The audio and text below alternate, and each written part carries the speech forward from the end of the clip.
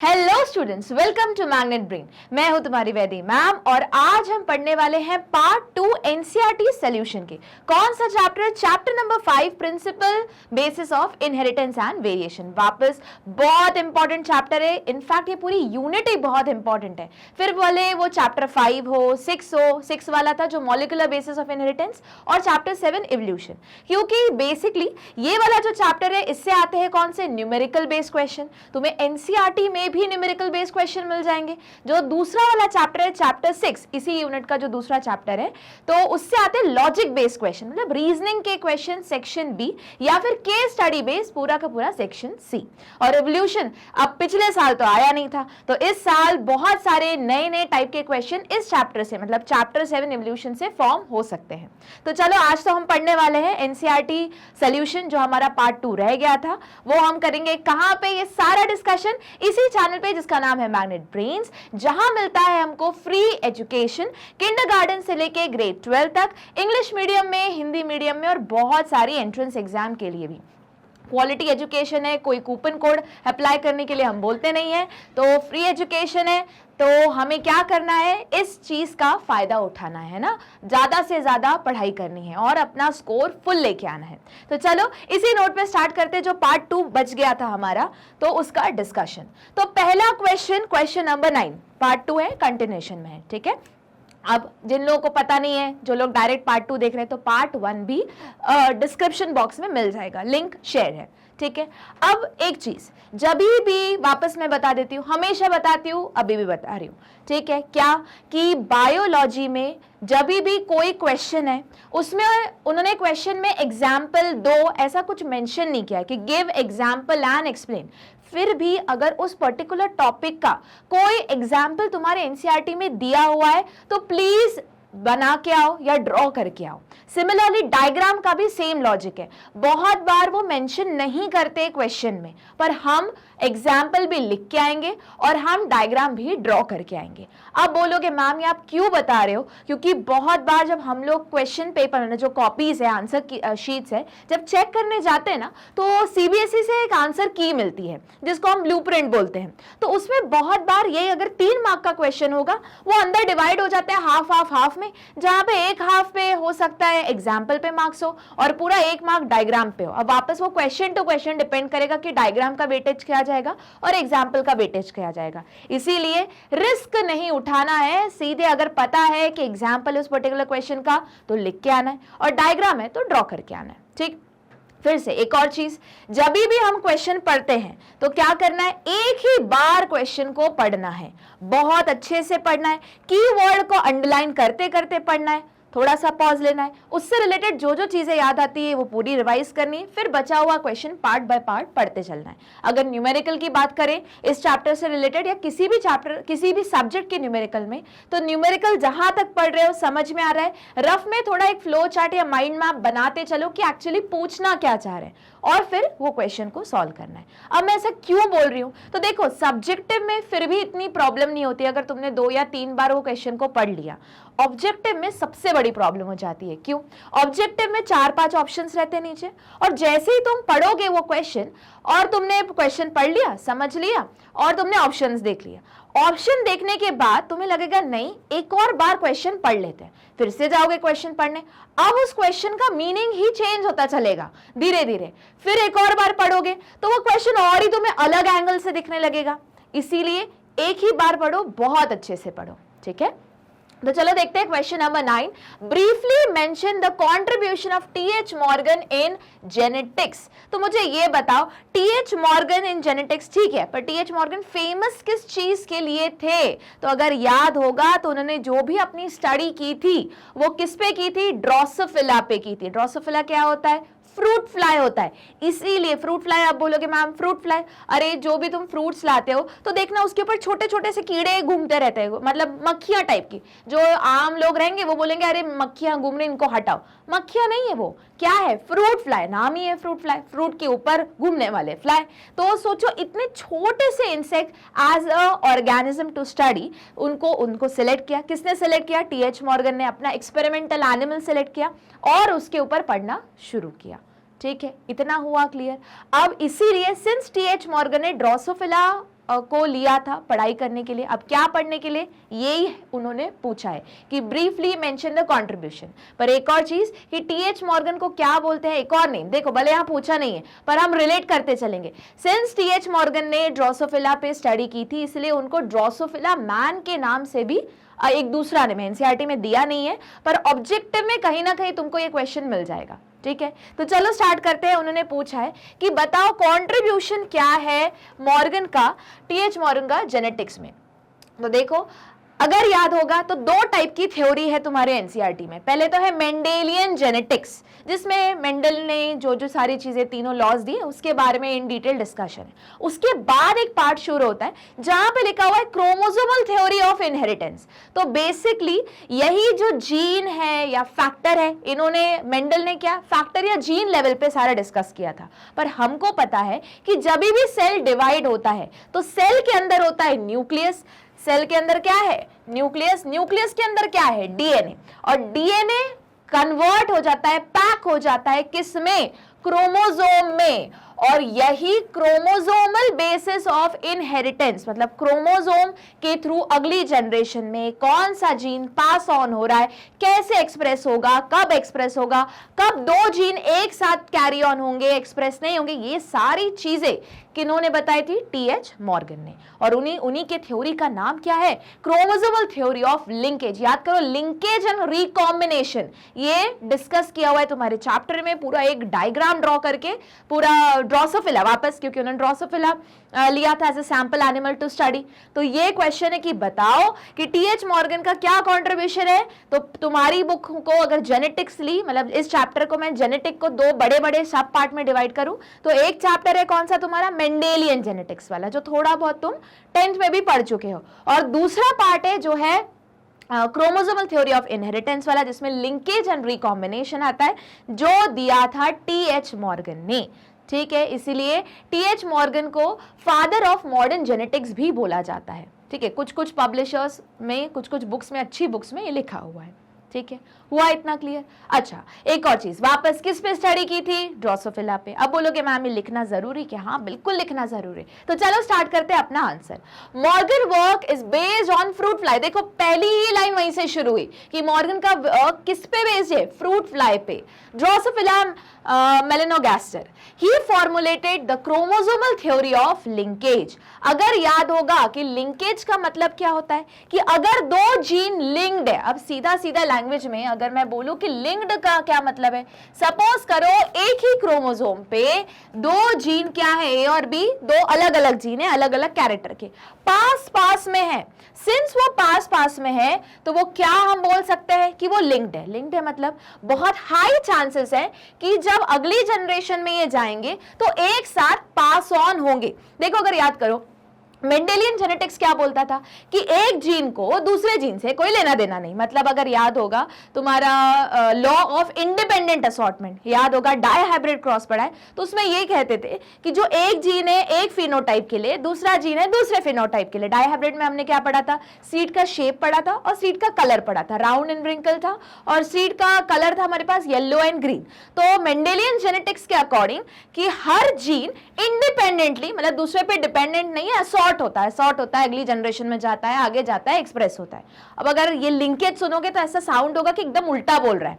तो लिंकेज क्या है, अब ये थ्योरी ये बोलती है कि उन्होंने बात की थी किस पे, डीएनए वाले लेवल पे, पर अब बाद में धीरे धीरे डिस्कवरी हुई, माइक्रोस्कोप बेटर होते गए, टेक्नोलॉजी बेटर होती गई, तब पता चला अरे जो डीएनए है वो जब सेल डिवाइड होता है तो वो पैक होता है in the form of chromosome. फिर अगर मियोसिस हो रही है तो क्रोमोसोम में क्या होता है, एक्सचेंज होता है, जिसको हम क्रॉसिंग ओवर बोलते हैं, जो तुम पढ़ चुके हो ग्रेड 11th में chapter 10 cell cycle and division में, मियोसिस 1 मियोसिस 2। तो मियोसिस 1 में, प्रोफेज 1 में क्रॉसिंग ओवर होती है, याद करो, आर्म्स एक्सचेंज होती है दोनों सिमिलर क्रोमोसोम के बीच में, मतलब 1 and 1' क्रोमोसोम की आर्म्स एक्सचेंज होती है, फिर नया वेरिएशन क्रिएट होता है एंड सो ऑन, या फिर रिडक्शनल डिवीजन होता है, 2n का n बनता है, आगे अगली जनरेशन में पास ऑन होता है। ये तुम ऑलरेडी पढ़ चुके हो।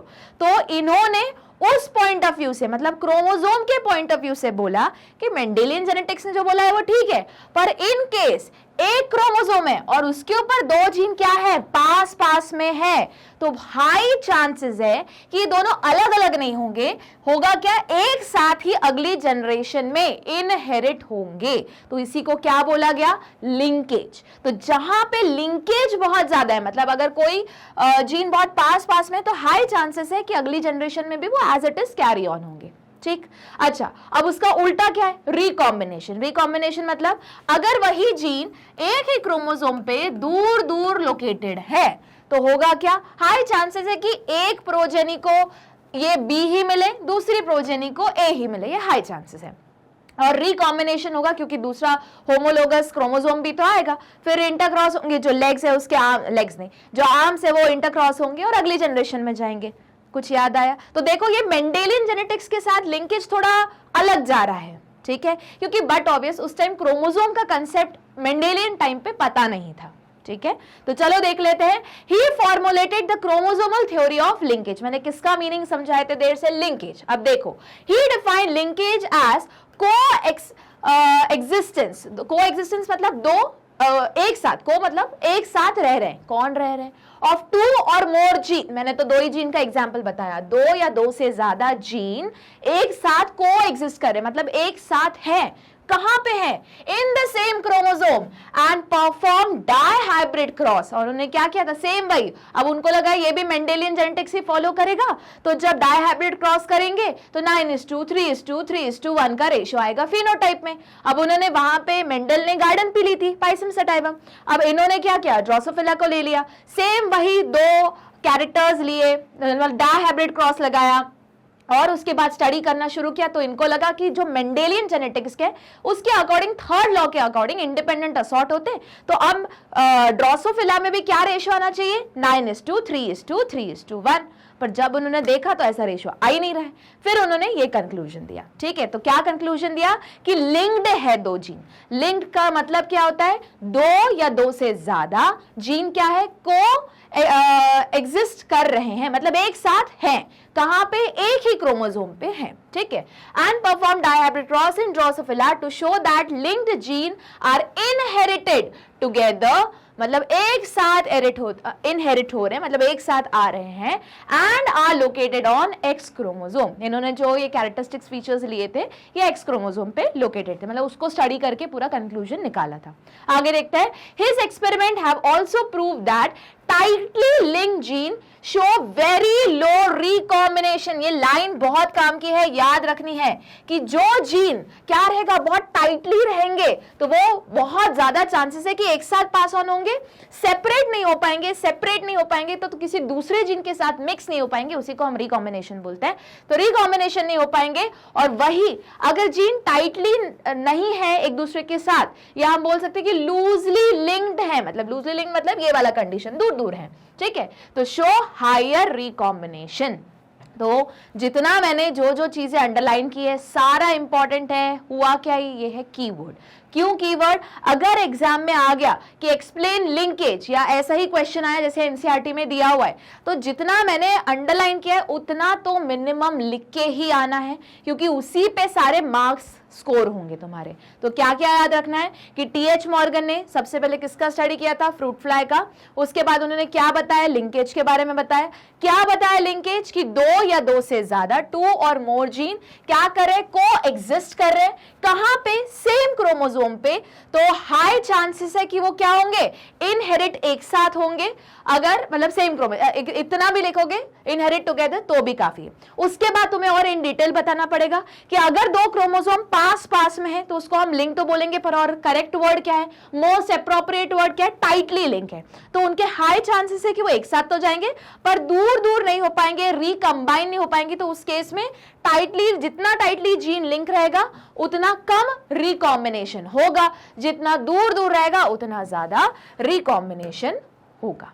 ठीक, अब यही आंसर खत्म नहीं होता है। तो होगा क्या कि अगर ये क्वेश्चन बन गया तुम्हारा 3 मार्कर या उससे ज्यादा बन गया, तो जो तुम्हारा डायग्राम बना है एनसीईआरटी में वो भी सपोर्ट के लिए बना के आओगे। ठीक, तो चलो देखते हैं अगला क्वेश्चन क्या है. What is pedigree analysis, suggest how such an analysis can be useful. मतलब सीधे सीधे पेडिग्री एनालिसिस क्या है पूछ रहे हैं, और साथ में थोड़ा ड्रॉ करके भी आ जाओ कि सिंबॉलिक रिप्रेजेंटेशन है किसी भी फैमिली ट्री को या उसकी जेनेटिक्स को पढ़ने का तरीका. तो चलो देख लेते हैं. और यूजफुल कैसे, हम बीमारी के बारे में पता लगा सकते हैं या कोई कैरेक्टर के बारे में पता लगा सकते हैं कि कैसे वो पास ऑन हो के आ रहा है, और हम प्रिडिक्ट भी कर सकते हैं कि अगली जनरेशन में वो कहां पे जाने के चांसेस ज्यादा हैं. ठीक है, तो चलो देख लेते हैं कि आंसर क्या है पेडिग्री का. Pedigree analysis is a record of occurrence of a trait बोलो या कैरेक्टर बोलो, in several generation of a family. मैंने यही चीज क्या बोला कि फैमिली ट्री में आप पता लगा सकते हो एक पर्टिकुलर बीमारी के बारे में, या फिर बीमारी के बारे में पता नहीं, स्टडी कर सकते हो बीमारी को, या फिर किसी कैरेक्टर के बारे में, जैसे जॉइंट ईयरलोब्स हो गया, ठीक है, या कोई टंग रोल कर पा रहा है तो वो हो गया. तो ये सारे क्या है, कैरेक्टर. डिंपल हो गया, ठीक है, सारे क्या है, कैरेक्टरिस्टिक्स. बीमारी तो नहीं है. अब बीमारी कैसे हो सकती है कि हीमोफीलिया हो गया, हुआ क्लियर. तो इसके बारे में हम क्या कर सकते हैं, पता लगा सकते हैं पेडिग्री के थ्रू. देखो, it is based on the fact that certain characteristics feature are heritable in a family. For example, eye color, skin color, hair color and etc. And other facial characteristics. अब इन्होंने तो in general से facial characteristics के बारे में बात कर रही है, पर बहुत सारे अदर कैरेक्टरिस्टिक्स फीचर भी होते हैं जो इनहेरिट होते हैं. आगे, along with these features there are other genetic disorders. मैंने कहा ना कि बहुत सारी बीमारियां भी है, डिसऑर्डर्स भी हैं जो क्या होते हैं, पास ऑन होते हैं, जैसे such as Mendelian disorder that are inherited in a family generation after generation. Hence, by using pedigree analysis for the study of specific traits or disorder, कहा था ना कि pedigree analysis तुम क्या पढ़ सकते हो, या तो कैरेक्टर पढ़ सकते हो, मतलब ट्रेट पढ़ सकते हो, या तो कोई बीमारी के बारे में या डिसऑर्डर के बारे में स्टडी कर सकते हो. Generation after generation it is possible to trace the pattern of inheritance. पर उसके लिए तुम्हें यह पता होना चाहिए कि पहले की जनरेशन में किसको हुआ था, और थोड़ा फैमिली हिस्ट्री पता होनी चाहिए कि किसकी मैरिज किसके साथ हुई, फिर क्या हुआ.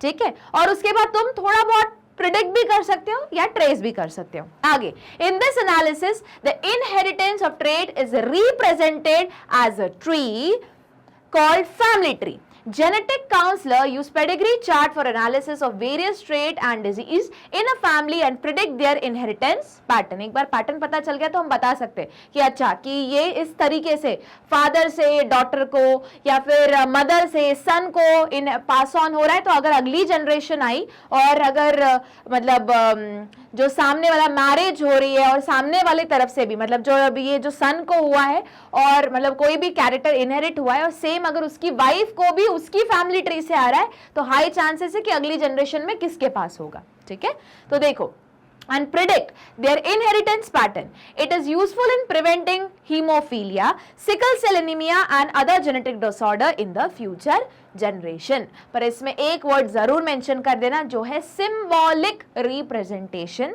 using different symbol. जैसे तुमको याद होगा कि फीमेल के लिए क्या यूज करते हैं, सर्कल यूज करते हैं, मेल के लिए क्या यूज करते हैं, एक स्क्वायर यूज करते हैं. अगर इसके अंदर कुछ भरा हुआ नहीं, मतलब ये दोनों क्या है, एक नॉर्मल मेल एंड फीमेल है. अगर इसके ऊपर शेडेड है ऐसा कुछ इस तरीके से, तो हम बोल सकते हैं ये क्या है, डिजीज फीमेल है, या ये इसको भी शेडेड रखा तो डिजीज मेल है. अगर पूरा नहीं शेड कर रहे, आधा ही शेड कर रहे हैं, तो इसको क्या बोलेंगे, कैरियर फीमेल है. सिमिलरली वैसे ही ये हो गया कैरियर मेल हो गया. अगर ऐसा इन दोनों के बीच में से लाइन ड्रॉन है तो हम बोल सकते हैं क्या है, मैरिज हुई है इन दोनों के बीच में. उसके बाद अगर ऐसा इस तरीके से कुछ ड्रॉन है, मींस उसके बाद क्या है कि ये इनके बच्चे हैं ना, प्रोजेनी है अगली. तो यही कुछ कुछ कैरेक्टरिस्टिक्स फीचर्स अपन को याद रखने हैं. अब एक बात बताती हूँ, भले ये तुम्हारे एनसीईआरटी का क्वेश्चन है, पर इस टाइप का क्वेश्चन का चांस एग्जाम में थोड़ा कम है. तो फिर पूछोगे मैम पेडिग्री के ऊपर कैसा क्वेश्चन आएगा. पेडिग्री के ऊपर क्वेश्चन आएगा, पर ये नहीं पूछेंगे, थोड़ा चांस कम है कि पेडिग्री क्या है. वो देंगे तुमको न्यूमेरिकल बेस्ड प्रॉब्लम, मतलब बेसिकली एक पेडिग्री चार्ट दे देंगे और उससे रिलेटेड कुछ क्वेश्चन पूछ लेंगे कि studying this pedigree what can you predict about the haemophilia that in the third generation among male and female who would be acquiring haemophilia. कुछ आई बात समझ में? तो ये तो बहुत डायरेक्ट क्वेश्चन हुआ, सिंस मैं एनसीईआरटी का डिस्कशन कर रही हूँ इसलिए इतना यहाँ डिस्कस नहीं कर रही हूँ, पर जब मैं इंपॉर्टेंट क्वेश्चन का डिस्कस करूंगी वहां पे हम question based on pedigree chart ही पढ़ेंगे। तो वहां पे होगा ये कि एंट्रेंस एग्जाम में भी वो पेडिग्री टेबल के अकॉर्डिंग कुछ देंगे, और अगर एंट्रेंस एग्जाम मतलब सीयूईटी के लेवल को थोड़ा टफ करना है या क्वेश्चन पे के पैटर्न को थोड़ा टफ करना है, तो वो क्या करते हैं, पूरी स्टोरी कहानी बता देते हैं कि इसकी शादी इसके साथ हुई, ये कैरियर था, फिर इसके 4 बच्चे हुए, उसमें से एक डॉटर के साथ ये सारा दुनिया भर का बता देंगे, लिख के बता देंगे। फिर तुम्हें सॉल्व कैसे करना है, तुम उसका पेडिग्री बनाओगे और फिर पेडिग्री को देख के स्टडी करके एनालाइज करके फिर उसके ऊपर जो बेस क्वेश्चन है वो सॉल्व करोगे। तो वापस इस जो क्वेश्चन है तुम्हारा अच्छा क्वेश्चन है, स्टार मार्क कर लो कि तुम्हारे स्कूल में 12th बोर्ड में कैसा आएगा, या तो एक पूरा का पूरा पेडिग्री एनालिसिस दे देंगे, वो पूरा कुछ ऐसा टेबल ड्रॉ करके दे देंगे, ठीक है, और फिर उससे रिलेटेड कुछ क्वेश्चन पूछ लेंगे वो, ठीक, या फिर दूसरा जैसे अब अच्छा एक और चीज, ये कहाँ आने वाला है तुमको, एक और जगह आएगा जब तुम्हारा 12th बोर्ड का प्रैक्टिकल होगा, तो प्रैक्टिकल में स्पॉटिंग होता है, ठीक है, तो स्पॉटिंग में 2 स्पॉट, टोटल 5 से 6 स्पॉट्स रहते हैं, ठीक है, तो उसमें से एक स्पॉट, 2 स्पॉट नहीं, एक स्पॉट तुम्हारा पेडिग्री एनालिसिस का एक कोई ऐसे टेबल चार्ट ड्रॉ रहेगा, तुम्हें मिलेगा, और तुमको उसको पढ़ के उसके पॉइंटर्स लिखने पड़ेंगे, ठीक है। तो ये अपन को याद रखना है। तो ये क्या लिखोगे स्टार बना के, थोड़े इस टाइप के क्वेश्चन के चांसेस थोड़े कम है, ज्यादा क्या चांसेस है, या तो पेडिग्री दे दिया जाएगा, स्टडी करके एनालिसिस करना पड़ेगा, और जैसे तुम्हारे स्पॉटिंग में होगा same pattern 12th board follow करेगा। और एंट्रेंस एग्जाम के पर्सपेक्टिव से क्या होगा कि इसी का पूरा न्यूमेरिकल बेस मतलब या तो पूरा पेडिग्री दे देंगे, फिर कुछ बताएंगे, और फिर उससे रिलेटेड 4 ऑप्शन में से बेस्ट ऑप्शन अपन को चूज करना है, और टफ बनाना है, एक और लेवल ऊपर जाना है, तो वो और क्या करेंगे कि पेडिग्री भी नहीं देंगे, वो पूरी कहानी की फॉर्म में पूरा सब कुछ लिख देंगे, पर उसको सॉल्व करने के लिए तुमको पेडिग्री बनाना पड़ेगा और फिर वो क्वेश्चन सॉल्व करना पड़ेगा। हुआ क्लियर? तो चलो देख लेते हैं अगला question, question 11, how is sex determined in human being. Simple question है, 10th क्लास से पढ़ते आ रहे हैं कि जो ह्यूमन में जो सेक्स डिटर्मिनेशन होता है वो या डिटरमाइन कर कौन रहा है, तो सेक्स क्रोमोसोम कर रहे हैं। हम पता है तुमको कि किसी भी ऑर्गेनिज्म में, और किसी भी नहीं बोल सकती मैं, ह्यूमन में 2 टाइप का सेट ऑफ क्रोमोसोम मिलते हैं। अच्छा पहले तो बताओ ये अगर सेट ऑफ क्रोमोसोम पढ़ने से पहले ह्यूमन में कितने क्रोमोसोम है, 46, या तो इसी को बोल दो 23 पेयर, ठीक है। उसमें से जो 1 से लेके मतलब क्रोमोसोम नंबर 1 से लेके क्रोमोसोम नंबर 22 तक ये क्या कर रहे हैं, बाकी फीचर्स को कंट्रोल कर रहे हैं, बाकी कैरेक्टर्स या बाकी ट्रेट के लिए रिस्पॉन्सिबल है, तो इनको हम क्या बोलते हैं, ऑटोसोम्स बोलते हैं, ठीक है। और जो 23rd पेयर है तो वो क्या कर रहा है, वो उस और ह्यूमन का जेंडर डिसाइड कर रहा है, ठीक है। तो जो 23rd पेयर है, मतलब हम बोल सकते हैं क्रोमोसोम को हम 2 कैटेगरी में डिवाइड कर सकते हैं, एक को बोलते हैं हम ऑटोसोम, एक को बोलते हैं सेक्स क्रोमोसोम। अब ह्यूमन में जो मेल है वो डिसाइड करता है कि अगली वाली ऑफस्प्रिंग का जो जेंडर है वो मेल होगा या फीमेल होगा। कैसे, ये कैसे डिसाइड होगा, क्योंकि मेल के पास क्या है, एक्स है और वाई क्रोमोसोम है। देखो ये हेट्रो नेचर है, हेट्रो मतलब दोनों अलग अलग है ना, हेट्रोजाइगस नेचर है, पर वही फीमेल क्या रहती है, होमोजाइगस रहती है। क्यों, दोनों एक जैसे ही है। तो अगर याद करो जब मैंने कुछ टाइम पहले तुमको मोनोहाइब्रिड क्रॉस हम पढ़ते थे, तो मैंने बोला था कि तुम्हारी एनसीईआरटी में वो पॉइंट नहीं लिखा है, पर एक बार तुम्हें गैमीट फॉर्मेशन आ गया तो सारे क्रॉसेस बहुत ईजी हो जाते हैं। तो अगर मैं पूछूं वही गैमीट के पर्सपेक्टिव से, बताओ ये कौन सा गैमीट देगी, तो बोलोगे मैम दोनों एक जैसे ही, तो एक्स ही आएगा, करेक्ट। अब बताओ मेल कौन से गैमेट्स देंगे, अब इसके पास दोनों अलग अलग है, तो एक में जाएगा एक्स, एक में जाएगा वाई। तो इसीलिए मेल जो है वो डिसाइड करते हैं कि अगली वाली ऑफस्प्रिंग का जेंडर क्या होगा। और हमारी सोसाइटी में किसको रिस्पॉन्सिबल माना जाता है, फीमेल को। पर पूरी कहानी ही अलग है, क्योंकि मेल के हाथ में है डिसाइड करना कि जेंडर क्या होगा। वापस अब वो मेल के हाथ में नहीं है, तो चांस का फैक्टर है ना कि कौन से टाइम पे एक्स क्रोमोसोम कहां बन रहा है, वाई क्रोमोसोम कहां बन रहा है। हुआ क्लियर? कौन सा इनहेरिट हो रहा है? अब जब कॉपुलेशन हो भी रहा है इन केस, तो उसमें से भी जो सबसे पहले स्पर्म दौड़ रहा है मतलब जो रेस लगी है 2 करोड़ स्पर्म की उस एक ओवम के पीछे, तो उसमें से भी जो सबसे आगे है उसके ये तो कोई डिसाइड नहीं कर सकता ना, तो लक बाय चांस है कि सबसे आगे एक्स है या वाई है, ये तो कोई बता भी नहीं सकता कि एक्स है वाई है, ये तो जितनी हर स्पर्म की स्पीड और लक फैक्टर भी रिस्पॉन्सिबल है। ठीक है, तो वापस एक्स वाई सिंस मेल के पास है इसलिए मेल डिसाइड करेगा जेंडर।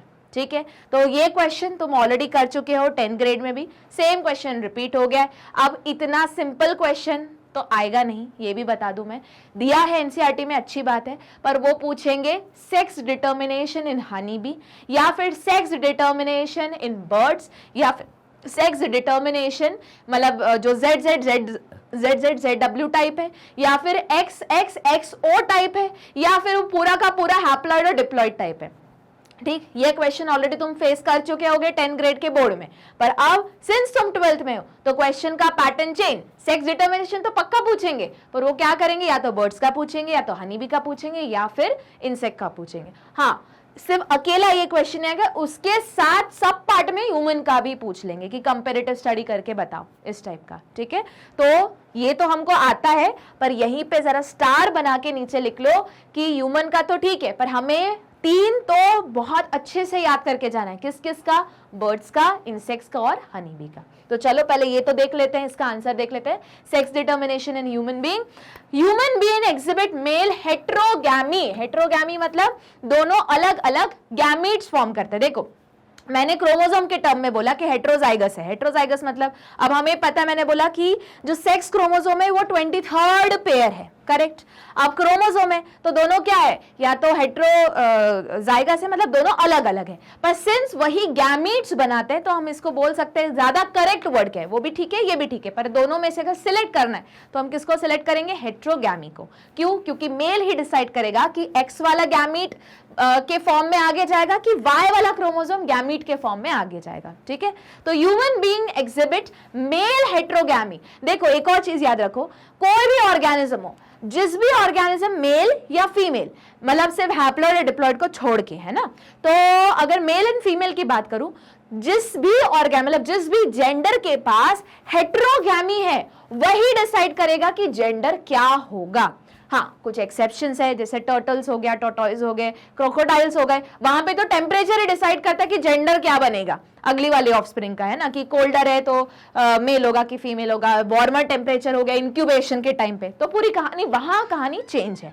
ये अलग बात है कि तुम्हारी बुक में इसके बारे में मेंशन बिल्कुल भी नहीं किया गया है। ठीक है, तो याद रखना है, इन जनरल याद रखना है कि जिस भी ऑर्गेनिज्म में जो भी जेंडर के पास क्या है, हेटेरोगैमी है, वो डिसाइड करेगा कि अगली जनरेशन का जेंडर क्या होगा।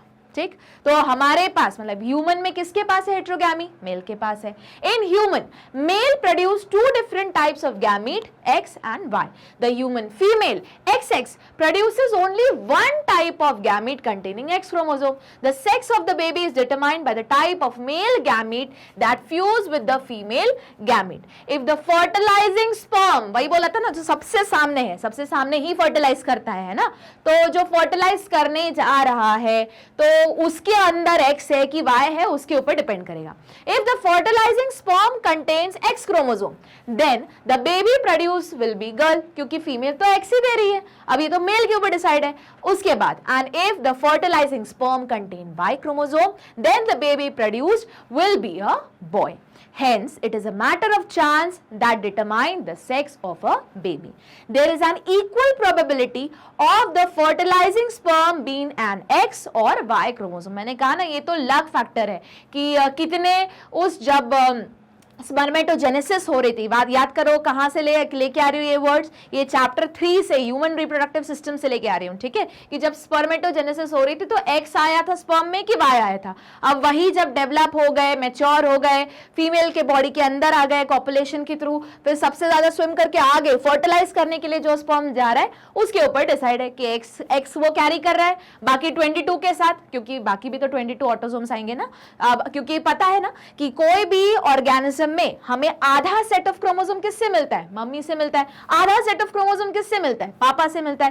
पर उसमें से 22 क्या है? ऑटोसोम, और एक क्या है? Sex chromosome. तो मम्मी से तो 22 प्लस एक्स ही मिलने वाला है। अब पापा से मिल सकता है 22 प्लस एक्स या फिर 22 प्लस वाई। ठीक, देखो जरा, there is an equal probability of the fertilizing sperm being an X और Y chromosome, thus it is the genetic makeup of the sperm that determine the sex of the baby। तो यही चीज diagram में दिखाई है कि mail के पास XY है, फीमेल के पास XX है, वापस इस तरीके का क्रॉस दिखा है। तुम इसी चीज को प्यूनेट स्क्वायर से भी पढ़ सकते हो कि यहाँ से तो X ही आना है, यहाँ पे जब X और X फ्यूज हुए तो बनी फीमेल, ठीक है, जब X और Y फ्यूज हुआ तो बना मेल, वापस X एंड X तो female and X and Y तो मेल। हुआ क्लियर? अब ये जो है हम मेल एंड फीमेल की जगह पे ये सिंबल्स यूज करते हैं, फीमेल के लिए ये यूज करते हैं, मेल के लिए ये यूज करते हैं। तो ये शॉर्टकट है, सही शॉर्टकट है, एग्जाम में भी यूज करोगे, कोई ये नहीं बोलेगा कि गलत लिखा है, बिल्कुल सही लिखा है, क्योंकि अगर याद होगा प्यूनेट स्क्वायर में भी हम लिखते हैं ये।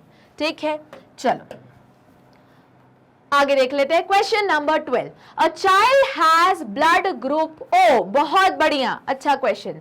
चलो, तो मुझे सबसे पहले आगे का क्वेश्चन मत पढ़ो, मुझे सिर्फ बताओ कि जो ये ब्लड ग्रुप तुमने कहाँ पढ़ा था? तो इसी चैप्टर में पढ़ा है। हाँ, कहाँ पढ़ा है? कोडोमिनेंस में पढ़ा है। ठीक है, अब मुझे बताओ सबसे पहले कि ब्लड ग्रुप कितने हैं? तो बोलोगे मैम ABO टाइप है, मतलब a blood blood group A, blood group B, blood group AB and blood group O। ठीक है, अब मुझे बताओ, मतलब आगे पढ़ने से पहले, कि ब्लड ग्रुप डिसाइड कैसे होता है? तो अगर याद होगा तो RBC के ऊपर कुछ शुगर्स की चेन होती है। अब इसमें कौन सी चेन लगी है? अगर ऐसी लगी, मतलब ऐसा शेप नहीं होता, मैं तुम्हें सब समझाने के लिए बोल रहे हैं ना, उसी को हम क्या बोलते हैं? जो एक्स्ट्रा प्रोजेक्शंस रहते हैं सेल मेम्ब्रेन के, उनको हम एंटीजन बोलते हैं, क्योंकि हर सेल की उस एंटीजन या शुगर्स की चेन, कभी कभी प्रोटीन की भी चेन होती है, उससे पहचानते हैं, तो उनको हम एंटीजन बोलते हैं। इनफैक्ट हमारी सारी बॉडीज में नहीं, हमारी बॉडी के सारे सेल में एक टाइप का एंटीजन सारे सेल्स में कॉमन चलता है, जिससे बेसिकली हमारी बॉडी के जो टी हेल्पर लिम्फोसाइट है और मैक्रोफेज है वो पहचानते हैं, अच्छा इस सेल के ऊपर वो एंटीजन लगा है, मतलब ये अपना सेल है, क्योंकि मेरे पे भी लगा है, इस पे भी लगा है, लिवर के पास गया WBC टी हेल्पर लिम्फोसाइट, हाँ इसके पास लगा है, ये भी अपना है, ये भी सेल अपना है। तो इसी एंटीजन के कारण वो पहचान पाते कि ये सेल इस इंसान का है और ये सेल नहीं। जैसे ही पता चला ये किसी और का है तो क्या करते हैं? पूरे आर्मी को बुलाते हैं, इसको हटाओ, इसको खत्म करते हैं। ठीक है, तो सिमिलरली हर सेल का कुछ कुछ प्रोजेक्शंस होते हैं। अगर मैं ब्लड ग्रुप के बारे में बात करूं तो इसका जो प्रोजेक्शन है या जो एंटीजन है वो कहाँ होता है? RBC के ऊपर। ये वाला एंटीजन कैसे बना रहता है? शुगर्स का बना रहता है। अब दो टाइप के एंटीजन होते हैं, ठीक है, एक को बोलते हैं हम A, एक को बोलते हैं B।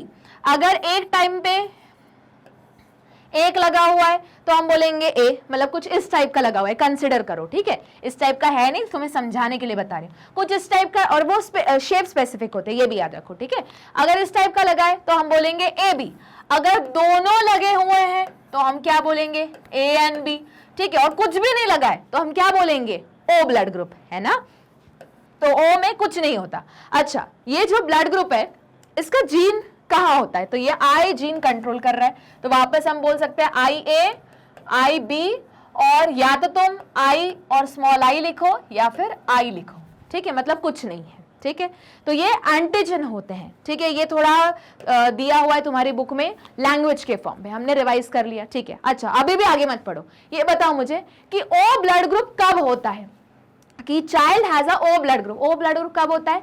जब मम्मी की तरफ से भी O आए, मतलब कौन सा एंटीजन आए? स्मॉल आया है, और पापा की तरफ से भी क्या है? स्मॉल आए, तभी O बन सकता है। मतलब O ब्लड ग्रुप कैसा है? रेसेसिव है नेचर में। अगर O के साथ कुछ और रहा, सपोज O के साथ A रहा, तो ब्लड ग्रुप O से चेंज होके क्या बन जाता है? A बन जाता है। मतलब अगर मैं बोल रही हूं कोई एक इंडिविजुअल है जिसके पास IA है, तो इसका ब्लड ग्रुप तो A हुआ। अगर IA और I या स्मॉल I है तो इसका हम जीनोटाइप अगर लिखेंगे तो AA हुआ, ये हुआ AI या AO बोल दो, O मतलब एब्सेंट है, कुछ नहीं है। तो इन दोनों कंडीशन में क्या हुआ? A ही ब्लड ग्रुप हुआ, क्योंकि देखो इसने क्या किया, देखो ये मतलब कुछ है ही नहीं, तो सिर्फ यही एक्सप्रेस हुआ, वो है A। ठीक है, तो जब दोनों तरफ से मतलब कंप्लीटली मम्मी के साइड से भी वही जीन आ रहा है जिसमें ये बोला गया है कि आरबीसी के ऊपर कोई एंटीजन नहीं रहेगा, पापा की तरफ से भी वही आ रहा है, तभी ओ ब्लड ग्रुप आएगा। मतलब कैसा आना चाहिए, आई आई आई आई या फिर आई आई और यहाँ पे मतलब स्मॉल आई मतलब तब जाके कहीं बनेगा ओ ब्लड ग्रुप। ठीक, तो ये हमें पता है कि ओ अगर किसी का ब्लड ग्रुप है मतलब ये 110% श्योर है कि मम्मी से भी उसको क्या मिला, कुछ वाला नहीं वाला एंटीजन मिला, मतलब ओ वाला मिला, पापा की तरफ से भी मिला, तब उसका जाके ब्लड ग्रुप ओ बना। ठीक, अब सब याद आ गया। ठीक है, मतलब हम बोल सकते हैं अगर एक लाइन में हमें कंक्लूड करना है कि ओ ब्लड ग्रुप चाइल्ड का होने के लिए जो भी मम्मी पापा का ब्लड ग्रुप है, ए हो या बी हो, दोनों कैसे कंडीशन में होना चाहिए, हेटेरो कंडीशन में होना चाहिए। मतलब होमो कंडीशन में नहीं हो सकते जीन्स, मतलब जो ये पहली वाली कंडीशन है, मतलब कुछ इस तरीके का कंडीशन होना चाहिए, मेल का भी फीमेल का भी। मतलब एक ही जगह पे बी भी हो सकता है, पर एक जो सेट है वो क्या होना चाहिए, आई और स्मॉल आई होना ही चाहिए, तभी तो एक ऐसा क्रॉस होगा जिसमें दोनों तरफ से आएगा और ओ एक्सप्रेस होगा। मतलब अगर सपोज करो मम्मी का ब्लड ग्रुप ए है तो वो कैसी कंडीशन में रहेगा, हेटेरोजाइगस कंडीशन में रहेगा। आई मतलब क्या इस वाला आई कैपिटल ए और आई स्मॉल आई। ठीक है, मतलब ए ओ इन जनरल मैं बोल सकती हूँ ए ओ कंडीशन में होना चाहिए। ठीक है, अगर पापा का ए है तो भी वो ए होना चाहिए, अगर बी है तो बी ओ होना चाहिए। कभी भी ओ ब्लड ग्रुप ऐसे पॉसिबल नहीं है कि अगर दोनों में से किसी एक का ए बी है तो भी ए ओ ब्लड ग्रुप चाइल्ड का पॉसिबल नहीं है, क्योंकि वो कैरी ऑन हो जाएगा और फिर वो अपना एक्सप्रेशन दे देगा। इसीलिए तो उसको हमने पढ़ा था कहाँ पे, कोडोमिनेंस में। ठीक, चलो सब याद आ गया, तो अब एक एक करके पढ़ते हैं और बनाते चलते हैं वापस। A child has blood group O, ठीक है भैया ओ है, मतलब दोनों तरफ से दोनों जो भी मम्मी, इसके जो भी मम्मी हैं और जो भी पापा हैं वो हेटेरो कंडीशन में होंगे। ठीक है, if the father has blood group A, अच्छा फादर का ब्लड ग्रुप है ए, अब हमको पता है अगर इसका ओ है तो पापा का 110% ए ओ कंडीशन ही होगी, मतलब आई ए आई आई। ठीक, या फिर इसी को हम ऐसे लिख सकते हैं आई ए और आई, यही कंडीशन होगी। ठीक है, okay. And mother blood group is B, अब हमें पता है ओ तभी आएगा जब दोनों में से कोई एक क्या होगा, ओ होगा। मतलब या तो बी ओ बोलो जीनोटाइप, या तो हम बोलो आई बी आई आई, या आई बी और आई। ठीक, अभी हमें पता चल गया। अब बस अब क्या करना है, यही बताना होगा। Work out the genotype of the parents and the possible genotype of other offspring. बस अब इन्हीं का क्रॉस लगा के बताना है हमको। तो देखो कितना सिंपल हो गया, मतलब बोल रहे बेसिकली बीओ और एओ का बीच में क्रॉस लगाओ। अब हम एक बार रफ में लगा लेते हैं। तो एक ऑफस्प्रिंग का क्या होगा, अच्छा ये है मेल, ये है फीमेल और ये है मेल। ठीक है, तुम चाहो तो इसको प्यूनेट स्क्वायर से भी ड्रॉ कर सकते हो, चाहो तो इस तरीके से भी एक्सप्लेन कर सकते हो। ठीक है, तो एक ऑफस्प्रिंग का होगा ए बी, एक का होगा ओ, ठीक है, दूसरे का होगा ए ओ और आखिरी वाले का होगा ओ ओ ओ। मतलब अब इसी को कैसे लिखो, अगर मेरे को लिखना है तो करेक्ट टर्म में, तो हम बोलेंगे आई बी आई आई, या फिर हम ऐसे भी लिख सकते हैं आई बी आई आई ए आई, मतलब बुक की लैंग्वेज में, है ना। और फिर बस प्यूनेट स्क्वायर लगा के सॉल्व करते हैं। ठीक है, अब देख लेते हैं आंसर। ये देखो, the blood group characteristics in human is controlled by 3 set of allele, namely IA, IB and small i। ठीक है, ओके। स्मॉल आई क्यों, क्योंकि उसने कुछ भी एक्सप्रेस नहीं किया, तो याद है तो आरबीसी के ऊपर कोई एंटीजन नहीं मिलेगा। ठीक है, the alleles IA and IB are equally dominant whereas allele I is recessive to the other allele। तो तभी जिसका भी अभी थोड़ी देर पहले बोला कि जिसका भी ब्लड ग्रुप O है वो क्या है, रेसेसिव है नेचर में, मतलब रेसेसिव फॉर्म में ही एक्सप्रेस होगा। the individual with genotype IA IA and IAI, ध्यान से सुनो, बहुत IA सुनाई दे रहा होगा। have blood group A whereas the individual with genotype IB IB and IBI have blood group B। देखो यही मैंने बोला था कि IA और I क्या क्रॉस करेगा, फिर भी A ब्लड ग्रुप ही रहेगा, IA फिर भी ब्लड ग्रुप A ही रहेगा। अगर O करना है ब्लड ग्रुप, तो दोनों तरफ से क्या आना चाहिए, स्मॉल आई रेसेसिव आना चाहिए। तो हमको पता है कि दोनों मम्मी पापा इस चाइल्ड के दोनों इसी कंडीशन में होंगे। ठीक है, पर उन्होंने क्वेश्चन क्या पूछ लिया है कि बताओ IA और I, ये है पापा, ये है मम्मी, और इनका क्रॉस लगाना है। तो हमने क्या किया, बस वापस वही IA IB IA IB I small i। तो ये देगा कौन सा ब्लड ग्रुप, AB, ये देगा कौन सा ब्लड ग्रुप, A, ये देगा कौन सा ब्लड ग्रुप, B, और ये क्या देगा, O। तो अगर देखो परसेंटेज देखो तो सारे 25% है। ठीक है, चलो कंसेप्ट तो आ गया ना समझ में। अब वही चीज उन्होंने लिखी है, तो देखो वही उन्होंने बोला है कि IA एंड IAI क्या कॉज करेगा, ब्लड ग्रुप A, जो थोड़ी देर पहले मैंने बताया है ना, उसको हम इन जनरल समझने के लिए AO भी बोल सकते हैं। ठीक है, सिमिलरली B, तो B ब्लड ग्रुप कौन सी कंडीशन में रहेगा, IB या IB स्मॉल i। ठीक, the person with genotype IA and IB have blood group AB while those with blood group O have genotype II। 2 नहीं लिखा है, II लिखा है, ये देखो ये जो ये बना है यहाँ पे। ठीक है, hence if the father has blood group A and mother has blood group B, then the possible genotype of the parents will be fathers and mothers IA और IAI, IB और IBI। पर ज्यादा करेक्ट क्यों है, क्योंकि उसको क्या बनाना है, ब्लड ग्रुप O बनवाना है। तो ये होना तो पॉसिबल नहीं है, सिर्फ क्या रहेगा, यही पॉसिबल है। ठीक, चलो आगे देखते हैं। ओके, तो यही उन्होंने वापस क्रॉस लगाया। अब वही चीज बता रहे कि अगर दोनों होमोजाइगस कंडीशन में रहे तो ओ तो कभी एक्सप्रेस होगा ही नहीं, क्योंकि ओ है ही नहीं उनके पास, इसलिए सिर्फ A B blood group possible होगा इस केस में। पर उन्होंने बोला है कि एक चाइल्ड का क्या है, ओ ब्लड ग्रुप भी है। ओ ब्लड ग्रुप भी है मतलब मदर एंड फादर कैसी कंडीशन में रहेंगे, हेटेरोजाइगस कंडीशन में रहेंगे। ठीक है, देखो IA एंड IB। ठीक है, तभी क्या होगा, 4 क्रॉसेस लगेंगे, एक का बनेगा AB, एक का बनेगा A, एक का बनेगा B और एक का बनेगा O। ठीक, हुआ क्लियर। तो उन्होंने वही बनाया है कि ये हुआ A ब्लड ग्रुप, ये हुआ B ब्लड ग्रुप, इसके बारे में क्वेश्चन में मेंशन्ड है, और ये तीसरा ब्लड ग्रुप हुआ AB। हुआ क्लियर। अब इस टाइप के क्वेश्चन आने की सबसे ज्यादा संभावना है, एंट्रेंस एग्जाम में भी आएगा और 12th बोर्ड में भी इसी टाइप के न्यूमेरिकल्स पूछे जाएंगे, तो बहुत अच्छे से पढ़ना है। ठीक है, चलो देख लेते हैं question number 13। Explain the following term with example. Codominance, लो पूरा ब्लड ग्रुप का आ गया, वही वापस पूरा एक्सप्लेन करना है। और तीसरा इनकम्प्लीट डोमिनेंस, मतलब क्या कि जो डोमिनेंट वाला जीन है, या ज्यादा करेक्ट है बोलना एलील है, जीन का ही जो मतलब एलीलिक फॉर्म है, वो रेसेसिव वाले को कंप्लीटली क्या नहीं कर पा रहा, सप्रेस नहीं कर पा रहा, इसीलिए कुछ तीसरा रिजल्ट आ रहा है। ठीक है, जैसे तुम पढ़ चुके हो स्नैपड्रैगन का एग्जांपल है ना, रेड वाला डोमिनेंट फ्लावर होता है, व्हाइट वाला रेसेसिव होता है। अब जब ये दोनों आते हैं प्योर लाइन से हेटेरोजाइगस कंडीशन में, F1 प्रोजेनी में होना तो चाहिए रेड, क्योंकि डोमिनेंस वाला लॉ है, पर नाम है इनकम्प्लीट डोमिनेंस, इसलिए रेड वाला पूरी तरीके से व्हाइट वाले को सप्रेस नहीं कर पाया, तो जो F1 में रिजल्ट आया वो क्या आ गया, पिंक फ्लावर आ गया। ठीक, तो चलो एक एक करके देखना स्टार्ट करते हैं। तो देखते हैं कोडोमिनेंस। तो चलो देखते हैं कोडोमिनेंस क्या है। Codominance is the phenomena in which both the alleles of a contrasting character are expressed in heterozygous condition. देखो याद करो, कोडोमिनेंस का ही मतलब है कि दोनों एलील्स अपना अपना एक्सप्रेशन देंगे। तो वही तो लिखा है कि क्या है, जहां पे 2 एलील्स, और कैसे है वो, कॉन्ट्रास्टिंग कैरेक्टर वाले।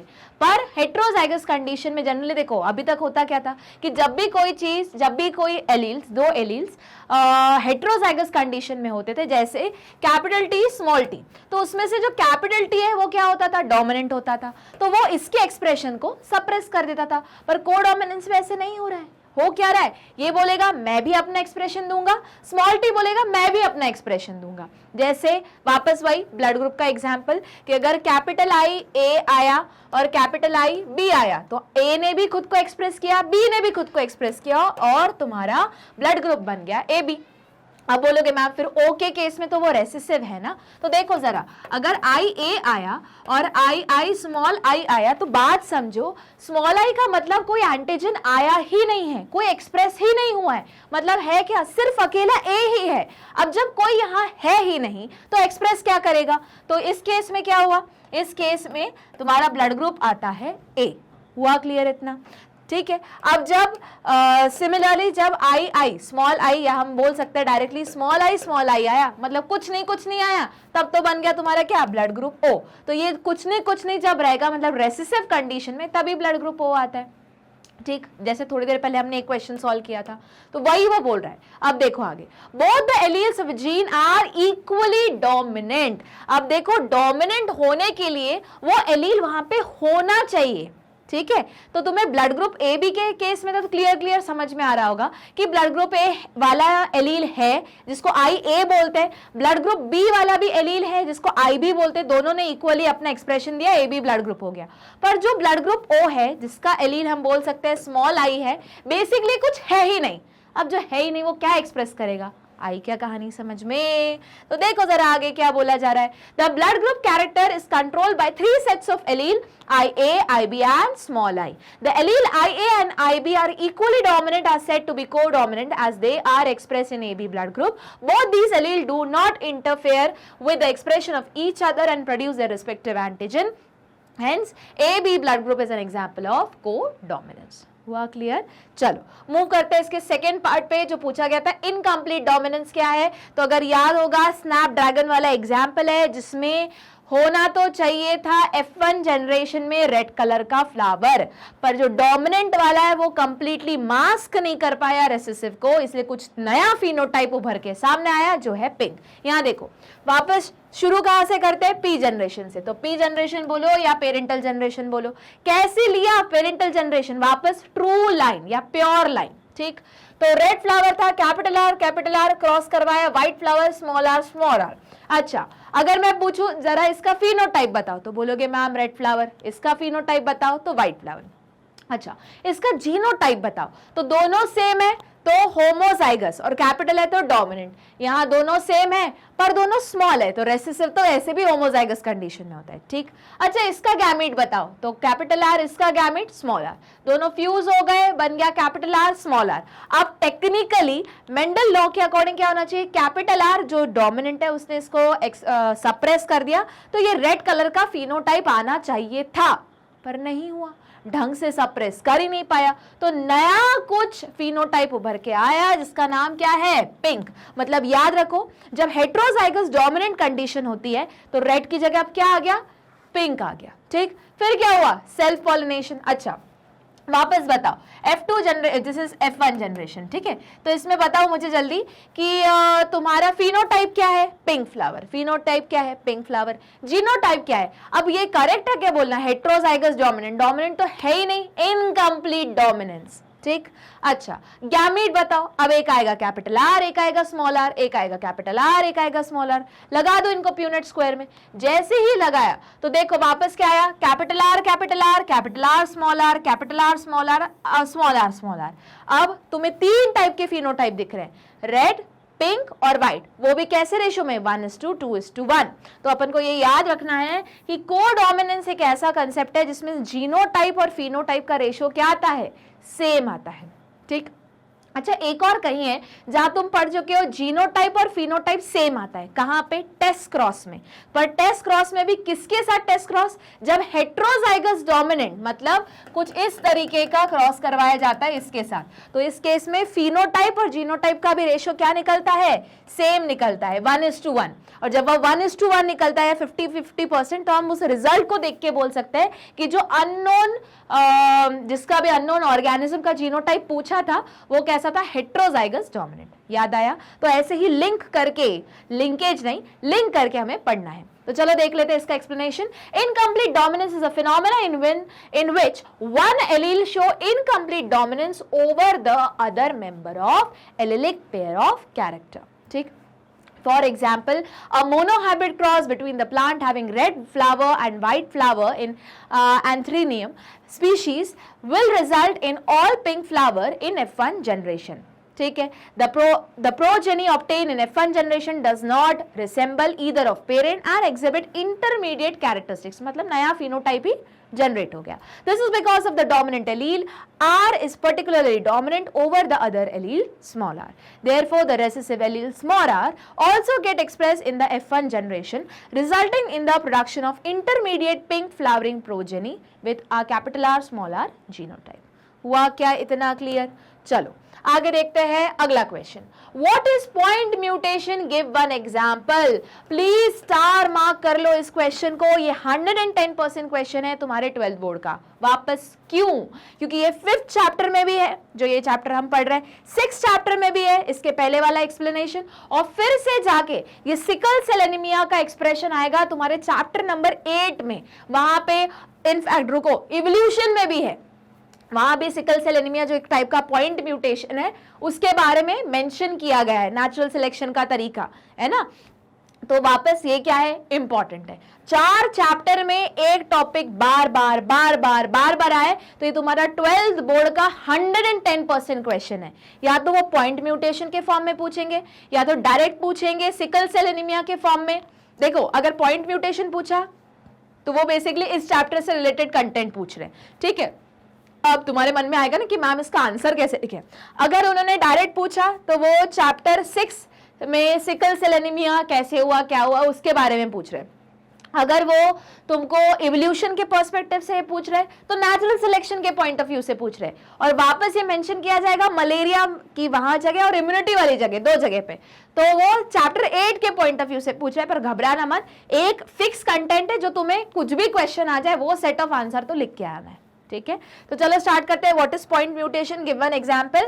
तो पॉइंट म्यूटेशन वो म्यूटेशन होता है जिसमें एक बेस चेंज हो जाता है। जैसे सिकल सेल एनीमिया में क्या हुआ, GAG की जगह पे लग गया क्या, GUG, ठीक। तो चलो देखते हैं। Point mutation is a change in single base pair of DNA by substitution. अब कैसे हो सकता है, या तो सब्स्टिट्यूट हो गया, जैसे GAG की जगह पे वो A हट गया और U आ गया, या डिलीशन, पूरा हटा ही दो, कुछ लगाओ भी मत, वैसे ही हटा दो, या फिर इंसर्शन, एक्स्ट्रा कोई बेस इंसर्ट कर दो of a single nitrogenous base. An example of point mutation is sickle cell anaemia. It involve mutation in a single base in beta globin chain of haemoglobin pigment of the blood. Glutamic acid, जो GAG बोल रही हूं मैं, is short arm of chromosome 2 gets replace with valine at the 6th position. तो valine का GUG code होता है, ठीक है। तो ये क्या है, फिर से इंपॉर्टेंट, ठीक है। यही कंटेंट, इतना तो सेट, कुछ भी पूछ ले सिकल सेल से रिलेटेड अपन को लिख के आना ही है, ठीक है। अब एवोल्यूशन के पर्सपेक्टिव से ये क्यों इंपॉर्टेंट है मैम सिकल सेल एनीमिया? क्योंकि नेचुरल सिलेक्शन कराता है। जैसे अफ्रीका में, अब देखो ये जो मैं बोलने जा रही हूँ ये तुम्हारे एवोल्यूशन में भी मेंशन है और चैप्टर 8 में भी मेंशन है। 2 जगह से कॉमन एक टॉपिक निकल के आ रहा है। चैप्टर 8 में तुम लोग पढ़ोगे मलेरिया। मलेरिया में एक मलेरिया होता है जिसको हम प्लाज्मोडियम, मतलब जो होता है जिसके कारण प्लाज्मोडियम फाल्सीपैरम के कारण होता है, उसको हम मैलिग्नेंट मलेरिया बोलते हैं। मतलब इतना डेंजरस मलेरिया रहता है कि इंसान की जान भी चली जाती है, ठीक। तो ये तुम ये इतना सा कंटेंट्स कहाँ पढ़ोगे, तुम चैप्टर 8 में पढ़ोगे, ठीक है। अब ये इसको इवोल्यूशन से कैसे जोड़े कि अफ्रीका में जो मैलिग्नेंट मलेरिया है वो बहुत ज्यादा है, एक्सट्रीम है। उससे बचने का तरीका ये है कि तुम्हारे अंदर ऑलरेडी, क्योंकि देखो मलेरिया का जो पैथोजन है वो कहाँ रहता है, आरबीसी के अंदर। तो अगर तुमने आरबीसी का शेप ही चेंज कर दिया, बाइकॉन्केव डिस्क से शेप चेंज हो गया सिकल जैसा, तो वो बेचारा प्लाज्मोडियम, बेचारा तो नहीं है वो, प्लाज्मोडियम रहेगा तो नहीं, जगह ही नहीं, घर ही नहीं, तो रहेगा कहाँ? सिंस रहेगा ही नहीं तो मलेरिया होगा ही नहीं उस इंसान को। पर उस केस में उस इंसान को क्या होगा, या तो सिकल सेल एनीमिया रहेगा, एनीमिक रहेगा, या तो सिकल सेल ट्रेट कैरी करेगा, ठीक है। तो ये जो मैं बोला अभी मैंने, ये कहाँ के मतलब रेफरेंस में मैं बोल रही हूँ, चैप्टर 8 और चैप्टर 7 को मिला के एक क्वेश्चन बनाएंगे वो, ठीक है। अब इसको चैप्टर 5 और 6 के साथ कैसे जोड़ेंगे कि ये शेप को बनने के लिए इसमें क्या करवाना पड़ेगा, पॉइंट म्यूटेशन। पॉइंट म्यूटेशन मतलब एक बेस चेंज हो रहा है। अभी जैसे ही बेस की कहानी आ गई, पूरा का पूरा जो रेफरेंस है वो कहाँ चला गया, चैप्टर 6 में, कि एक बेस मतलब नाइट्रोजनस बेस। अब जो GAG है, GAG कहाँ पे, जो 6th पोजीशन पे लगा हुआ है बीटा ग्लोबिन चेन के, जो हीमोग्लोबिन में 2 चेन होती है, तो उसके भी जो बीटा चेन है उसकी जो 6th पोजीशन पे जो GAG लगा है, तो A की जगह कौन लग गया, GUG। GAG कोड करता था किसके लिए, ग्लूटामिक एसिड के लिए। GUG कोड करने लगा किसके लिए, वैलिन के लिए। लो, पूरा प्रोटीन का शेप ही चेंज हो गया, क्योंकि एट द एंड जो बीटा ग्लोबिन चेन बोल रहे हैं, अगर याद होगा, हीमोग्लोबिन 2 पार्ट में डिवाइडेड है, हीम जो है आयरन वाला पार्ट, ग्लोबिन जो है प्रोटीन वाला पार्ट। अब देखो यहां से कहानी वापस मूव हो रही है चैप्टर 6 पे, ठीक है। जो प्रोटीन है तो प्रोटीन को बनना है, मतलब ट्रांसलेशन होगा, ट्रांसलेशन होना है तो एमआरएनए प्रोसेस होके बाहर आएगा, एमआरएनए अगर बनना है तो डीएनए से कॉपी होगा थ्रू ट्रांसक्रिप्शन, ठीक। तो पर जब वो एमआरएनए बन ही रहा है वहीं पे कोड गड़बड़ हो गया, GAG की जगह पे कौन आ गया, GUG। तो इसके अकॉर्डिंग जो tRNA अमीनो एसिड कैरी करके आ रहा है ट्रांसलेशन के लिए वो पूरा चेंज हो गया। तो अमीनो एसिड का सीक्वेंस गलत, या एक पूरा अमीनो एसिड गलत, एक अमीनो एसिड गलत, तो प्रोटीन की फोल्डिंग गलत तरीके से होगी। जो ट्रांसलेशन है प्रोटीन की फोल्डिंग गलत तरीके से होगी, जो करेक्ट स्ट्रक्चर बनना चाहिए ग्लोबिन चेन का वो नहीं बनेगा। तो जो ये बाइकॉन्केव डिस्क जैसा स्ट्रक्चर है वो ना बन के क्या बन जाएगा, सिकल सेल एनीमिया में। इसलिए ये क्वेश्चन क्या है, बहुत ज्यादा इंपॉर्टेंट है। आई बात समझ में? 4 चैप्टर का रेफरेंस दे दे के क्वेश्चन को रोटेट किया जा सकता है। और अब तुम जब भी पढ़ो इसी तरीके से पढ़ो कि ये वाला टॉपिक बुक में और कहाँ है कि जिससे को रिलेट किया जा सकता है। और अगर एंट्रेंस एग्जाम की बात कर रहे हो तो तुम्हें 11th और 12th को मर्ज करके पढ़ना है, ठीक है। इंडिविजुअल चैप्टर तो पढ़ो पर ट्राई करो कि इसको हमने पहले कहाँ पढ़ा था, अच्छा तो वो क्वेश्चन उसके साथ कंबाइन होके एक क्वेश्चन बना सकते हैं, ठीक। तो चलो मूव करते हैं अगले क्वेश्चन पे। Question number 15, Who had proposed the chromosomal theory of inheritance? लो रिवर्स में पूछ लिया तो देख लेते हैं। Sutton and Boveri proposed the chromosomal theory of inheritance in 1902. They linked the inheritance of trait to the chromosome. TH Morgan का भी काम था लिंकेज पे, ठीक है। कंफ्यूज मत होना, ये दोनों जितने भी हम साइंटिस्ट पढ़ रहे हैं, इनफैक्ट ह्यूगो डी वेरिस का भी मेंशन है वहां पे तुम्हारे एनसीईआरटी में, तो कंफ्यूज मत होना। ये सारे के सारे साइंटिस्ट कहां पे मेंशन है तुम्हारे बुक के कौन से सब टॉपिक के अंदर, क्रोमोसोमल थ्योरी ऑफ इनहेरिटेंस। पर अगर किसी ने पूछा लिंकेज वाला कंसेप्ट किसने दिया, तुम्हारा आंसर आएगा TH मॉर्गन, क्योंकि वहां पे उन्होंने देखा कि 9:3:3:1 का रेशियो हमेशा फॉलो नहीं होता। फिर उसको एकदम स्ट्रांगली पुट किसने किया, तो सटन एंड बोवेरी ने, ठीक है।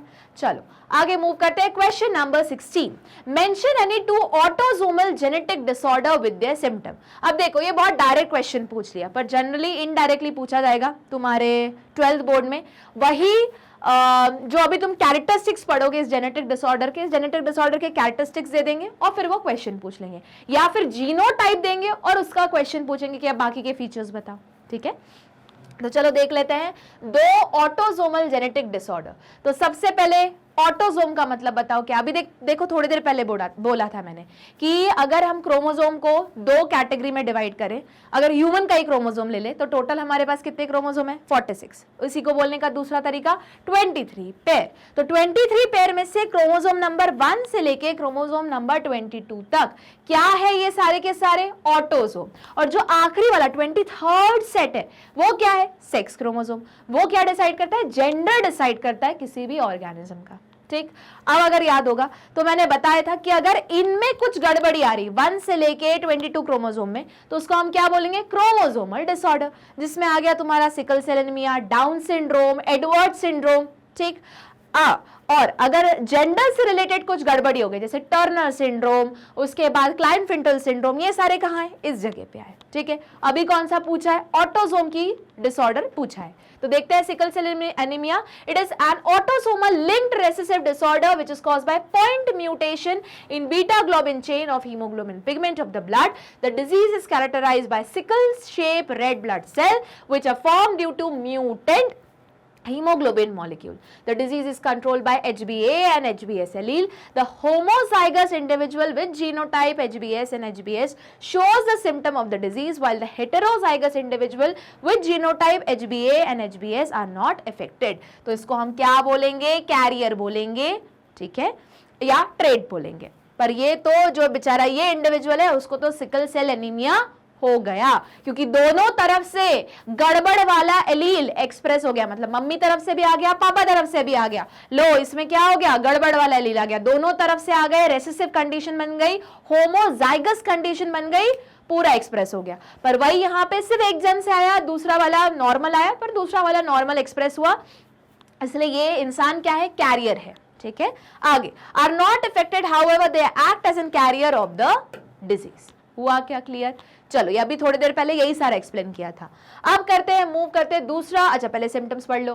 Rapid heart rate, breathlessness, delayed growth and puberty, jaundice, weakness, fever, excessive thirst, chest pain and decrease fertility are the major symptom of sickle cell anaemia disease.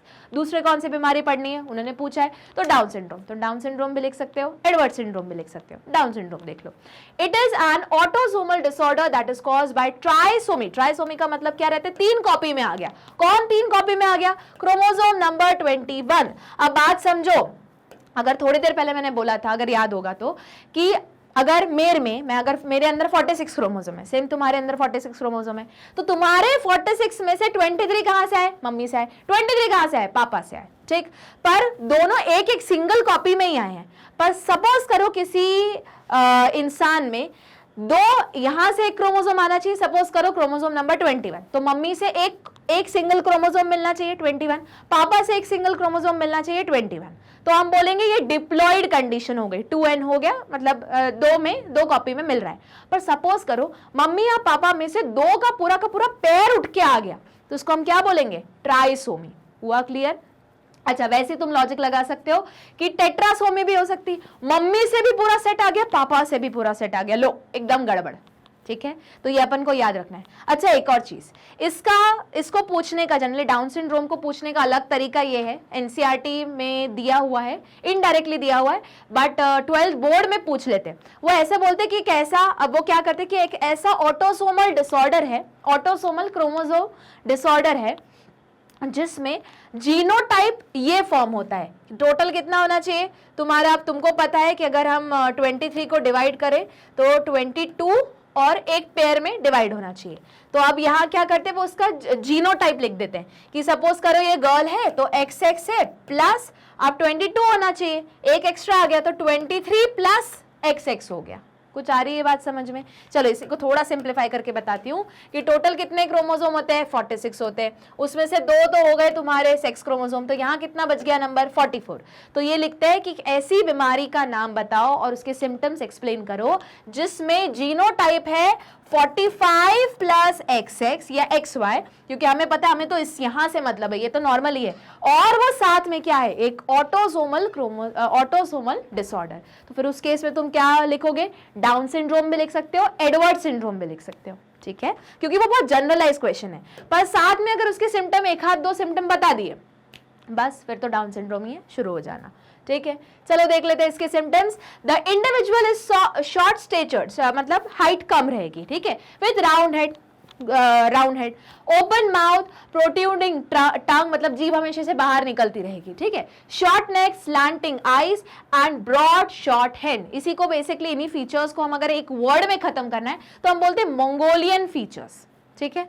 चलो, the individual also show retarded mental and physical growth, ठीक है, मतलब ये नहीं protruding टंग नहीं, पर हाँ जो फेस का जो फीचर है, जिसमें आईज का जो स्ट्रक्चर है, बोन्स का जो स्ट्रक्चर है, फोरहेड का जो स्ट्रक्चर है, उसको अगर इन जनरल हमें बोलना है तो हम मंगोलियन फीचर बोल सकते हैं, ठीक है।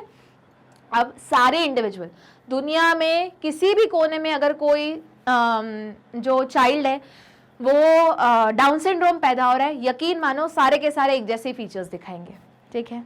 चलो तो आगे देखते हैं। तो इंडिविजुअल कैसा रहता है, MR रहता है, मेंटली रिटार्डेड रहता है, मतलब उसका IQ लेवल बहुत कम रहता है, एंड फिजिकल ग्रोथ भी कम होती है। इनफैक्ट एक पॉइंट यहाँ मेंशन नहीं है तुम्हारी बुक में, पर डायग्राम में मेंशन है, ये जो अपने हाथ में इतने सारे लाइंस दिख रहे हैं तुमको, क्रीजेस, ग्रूव्स दिख रहे हैं, तो उस वाले इंसान की जो मतलब डाउन सिंड्रोम होता है उसकी एक बस सिंगल लाइन होती है, यहाँ पे ऐसा मेंशन है, तुम्हारे डायग्राम में मेंशन है, ठीक है, अंदर नहीं मेंशन है, मतलब टेक्स्ट में नहीं है, डायग्राम में उन्होंने दिया हुआ है। साथ में एक और चीज दी हुई है कि कंजेनाइटल हार्ट डिसऑर्डर्स होते हैं, डिजीज होते हैं, मतलब या तो हार्ट में होल रहेगा या वाल्व की प्रॉब्लम रहेगी, कुछ ना कुछ प्रॉब्लम रहेगी, ठीक है। साथ में एक और चीज, इनकी लाइफ स्पैन शॉर्ट होती है, मतलब मैक्सिमम 25 ईयर्स तक मैक्सिमम, फिर भी अगर खींच के बोलना है तो 30 भी मैं बहुत ज्यादा बोल रही हूँ, टिल 25-27 जीते हैं, ठीक है, जो मेंशन नहीं है। चलो आगे, और यहीं पे आगे क्या, आगे यहीं पे हम खत्म करते हैं तो हमारा पार्ट 2 एनसीईआरटी एक्सप्लेनेशन का, तो क्या करेंगे, इन केस पार्ट 1 मिस हो गया है या कोई इसी चैप्टर का पुराना एक्सप्लेनेशन मिस हो गया है, तो क्या करना है, गूगल पे जाना है, टाइप करना है www.magnetbrains.com। जैसे ही एंटर दबाओगे तो क्या आएगी, ये वेबसाइट आएगी, जो पहली लिंक आएगी ना उसी को क्लिक करना है, तो ये वेबसाइट डिस्प्ले करेगी। और अगर तुम देख सकते हो तो यहाँ लिखा हुआ है फ्री एजुकेशन। तो मैग्नेट ब्रेन एक ऐसा प्लेटफॉर्म है जो क्वालिटी एजुकेशन देता है, साथ में फ्री एजुकेशन भी प्रोवाइड करता है। हम कोई भी ऐसा कूपन कोड या चार्ज नहीं करते कोई भी लेक्चर्स के लिए, ठीक है। तो हमें इस चीज को यूज करना है, पढ़ाई करनी है, देश का नाम रोशन करना है। और साथ में सिर्फ अब हम 12 की प्रिपरेशन नहीं कराते, मैग्नेट ब्रेन सिर्फ 12 की प्रिपरेशन नहीं करता, बल्कि पूरा किंडरगार्टन से लेके ग्रेड 12 तक, इंग्लिश मीडियम हो, हिंदी मीडियम हो, और बहुत सारी एंट्रेंस एग्जाम। तो एंट्रेंस एग्जाम अगर तुम ध्यान से देखोगे तो जिसमें IIT, JEE, NEET, UPSC, CUET, Olympiad, NTSC, spoken English, bank and insurance and SSC की भी प्रिपरेशंस कराता है। तो बस जो भी तुम पढ़ना चाहते हो उस पर सिलेक्ट करना है। अगर K to 12 पढ़ रहे हो तो अपनी क्लास को सिलेक्ट करो, फिर सब्जेक्ट सिलेक्ट करो, बस सब्जेक्ट सिलेक्ट करो और क्या करो, यहाँ पे सारे लेक्चर्स अपलोडेड हैं, उन पे क्लिक करो और सुनते चलो। सिर्फ सुनना नहीं है, क्या करना है, लर्न करना है। सबसे बड़ा की है सक्सेस का लर्न करना। और लाइक शेयर सब्सक्राइब करना नहीं भूलना है। मिलते हैं हम अगली क्लास में, तब तक पढ़ते रहो, बने रहो मेरे साथ और मैग्नेट ब्रेन्स के साथ।